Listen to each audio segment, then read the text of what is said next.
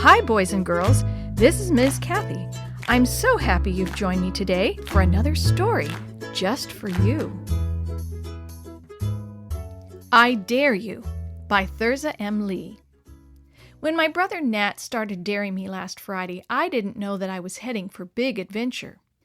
We don't go in for daring each other much at our house. Mom and Dad sort of discourage it. But there was nothing to do Friday afternoon. It was just too hot. Suddenly, from the blanket he had spread on the back lawn, Nat drawled sleepily, "Dare you to jump across the fish pool." As I said, our folks really discouraged this type of thing, but I didn't mind about a little thing like jumping the fish pool. When I landed triumphantly on the other side, just barely missing Mom's special Japanese irises, I grinned wickedly at Nat. "Aw, sis," he wailed, "I was all set to hear a splash. Dare you to walk the porch rail." "But Mom said if I do it one more time," I began. Nat interrupted in a mocking whisper. Mom said, I know what she said, but I also happen to know that at this moment she's sound asleep in her hammock on the patio." And that was how I came to have my big adventure. Not a pleasant adventure, but quite educational. Mom always says I get into these mix-ups because I don't stop to think. And Dad says a head was wasted on me because I never seemed to use it. So when Nat eventually dared me to ride Old Mike alone on the back side of Badger Mountain, I didn't stop to think if it was sensible or not. I just yelled, "Ha!" defiantly, and tore off to the barn. All I took with me was my cowboy hat, my sombrero I called it, because a girl needs a proper hat for riding, even if the horse is an old nag like Mike. I don't think either Nat or I ever really understood why we were absolutely forbidden to ride on the far side of Badger Mountain. Dad always talked about the dangers, all that loose rock and shale from the slides, and the fact that there were no trails or fences or definite landmarks to keep us from getting lost. But we never took his warnings too seriously. I guess teenagers are like that sometimes. We have to bang our heads against a rock wall before we believe it's there. I did understand, though, about some other rules I was breaking, like going off alone without telling the folks where I was going. As it turned out, there was nothing so tough or terrifying about riding up Badger Mountain. I didn't see any snakes, and old Mike didn't stumble on the shale or cause a landslide. And all the time I had a clear picture in my head of the way I had come and how to find my way back. The only trouble was that I was hot and dry and thirsty, just as I had been on the lawn at home, only more so. There was nothing to make me afraid or even make me feel guilty about what I was doing. Dad says sometimes Satan tricks us like that. Satan makes us think we're being awfully smart when really we're just acting like plain old-fashioned fools. So I was riding along, singing a rousing song, when in a flash it happened. A little brown rabbit jumped from a clump of sagebrush and went hopping out right under old Mike's nose. He snorted in surprise and jumped higher than he had jumped for many years. I flew through the air and landed abruptly and painfully on a heap of jagged shale. Suddenly, everything was chaos and blinding pain. For what seemed a long time, I didn't think at all. Mom would have said it was too late to start anyway. I was simply enveloped in pain and shock and surprise. Then I began to realize vaguely that Mike had gone and I was alone, and that somewhere I hurt as I had never hurt before. Where was I hurt? I tried to corral my senses and take stock. My leg was surely the source of that terrible grinding pain. I was sprawled face down, sort of hanging over the pile of rocks. Every time I tried to move, sharp knives darted up my leg. My cheek and both arms were cut too, but these were smaller hurts, the kind I could take hold of and manage. But the pain in my leg was much bigger than anything I could handle. I kept wiggling and turning as much as I could, and at last I caught sight of my other half, those long legs that so often led me into trouble.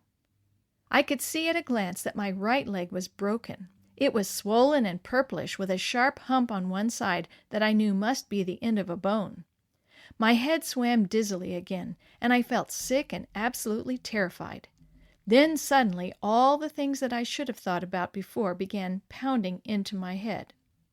I realized I was utterly alone and very far from home. Nobody knew where I was. Well, Nat more or less knew, of course, but he wouldn't tell for fear of incriminating himself. Mom and Dad wouldn't even know I was in trouble until nighttime. I was badly hurt and lying unprotected underneath a blazing sun. I was in trouble, and I knew it. Never before had I felt so terrifyingly alone and completely helpless.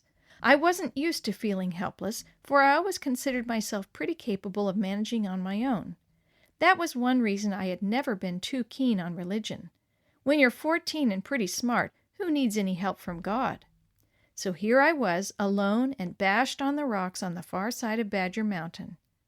I suppose, according to my folks, God was out there somewhere too, but I couldn't quite see how it was going to help me any. I wanted to think that if God was as good and kind as my parents said he was, then he wouldn't have let me get into this fix anyway. But I knew a good deal better than that. So finally I began to do some straight thinking. I knew I had only myself to blame for the mess I was in. If only I had some water and some shade. Suddenly I spied my hat perched jauntily, almost teasingly on top of a small rock nearby. Could I reach it? Well, I could try. I reached and stretched with all my might. I'm sure I grew an inch, but it was still tormentingly just beyond my fingertips. Finally, I speared it with a sharp stick. With my wide hat covering my head and neck, I felt a little better. Not much better, though. I was thinking and puzzling as hard as I could in between groaning and the awful pain, feeling wretched from the heat and dryness, and then somehow I was doing more than thinking. God had taken a hand in the situation, and I knew I was praying. I didn't even think I believed in praying, or in God for that matter, and here I was really praying. And you know, it wasn't hard at all, and it didn't make me feel like a sissy or anything. It was sort of like talking over my problems, my weaknesses, I guess, with Mom and Dad when they're being real understanding, or with the school counselor. And I started to feel a lot better. Inside, I mean. The outside parts of me were still pretty sore. Maybe it was because I was seeing things a little clearer, or maybe it was because I sort of had God on my team now. Anyway, I could see a small ray of hope. Just a few feet in front of me was a huge rock shoulder that stood out like a shelf. Beneath it, there was an inviting, cool-looking patch of black shade. There I had to drag myself, I knew. Crawling those few short feet was the hardest thing I had ever tried. Every little move I made started more jabbing pains in my smashed leg, and I kind of passed out with each short drag I made, but it was getting me closer to that shade. I don't even remember crawling the last few inches or pulling myself under the rocky overhang, but I must have done it before I passed out completely, because that's where Dad and Nat found me just before dark. Old Mike to the rescue, wouldn't you know? He had strolled home in his thoughtful way without me, and Nat, being fairly bright for a boy, knew at once that I must have been ditched somewhere out on Badger Mountain. I guess Nat's conscience pricked him pretty hard for a while. He seemed to feel worse than I did, because he thought it was mostly his fault. Anyway, he kept telling me how they brought me home, how they made a stretcher out of 2 small trees and their jackets, and how he came home for a flashlight because it got too dark to see their way down off the mountain. It must have been exciting, just like the stuff you read in books, and to think I missed all the fun. But if I'd been conscious, I probably would have screeched every time they moved me. Maybe that's an example of Dad's pet saying, all things work together for good if we trust God. My dad and Mom have a whole host of these helpful sayings that they shoot at Nat and me to help keep us going straight. Anyway, I'm going to have a lot of free time for thinking for a long time to come. All of this stuff I'm writing from my bed in the hospital. Nat fixed up a snazzy bed desk for me so I can write and read. I have to lie flat on my back for what seems like forever. My poor banged-up leg is in traction to pull it back into shape again. The doctor tells me I'll be as good as new in a few months. A few months! It seems to me a kid can do a lot of thinking, and likely a lot of praying too, in a few months. I'm sure glad I learned how.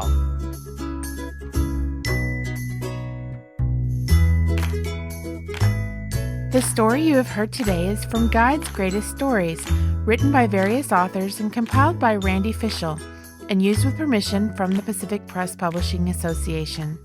If you're interested in any other books published by the Seventh-day Adventist Church, please visit AdventistBookCenter.com or call 1-800-765-6955. This podcast is a production of the Carolina Conference of the Seventh-day Adventist Church.